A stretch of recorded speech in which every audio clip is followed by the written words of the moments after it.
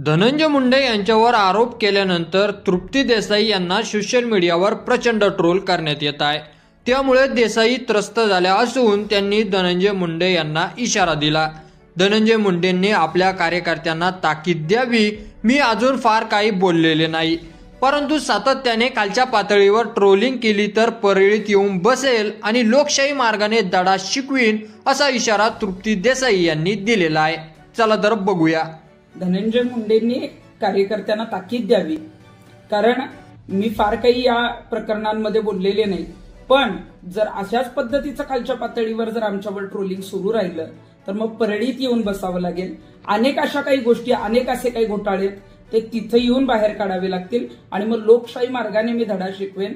आपण KGF चित्रपट बघितलाय, तसा मग PGF चित्रपट जो आहे तो निर्मात्यांना काढावं लागेल। इतके घोटाळे तिथे आहेत आणि PGF म्हणजे परळी गँग फाईल्स, आणि मग हे सगळं जे आहे ना ते आम्हाला तिथे येऊन बाहेर काढावं लागेल। धनंजय मुंडेंनी राजीनामा दिला पाहिजे किंवा त्यांचा राजीनामा घेतला पाहिजे आणि वाल्मिक कराडचं जे फरार असतानाचं लोकेशन आहे त्या संदर्भात मी एक पत्रकार परिषद घेतली होती आणि त्यानंतर धनंजय मुंडे समर्थक जे आहे ते अत्यंत खालच्या पातळीवर जाऊन ट्रोलिंग करतायत। त्यामुळेच मी फेसबुकला पोस्ट लिहिलेली आहे की धनंजय मुंडेंनी कार्यकर्त्यांना ताकीद द्यावी। तर तृप्ती देसाई यांच्या प्रतिक्रियेवर तुमचं मत कमेंट करून नक्की कळवा आणि चॅनलवर नवीन असाल तर चॅनलला सबस्क्राईब करा।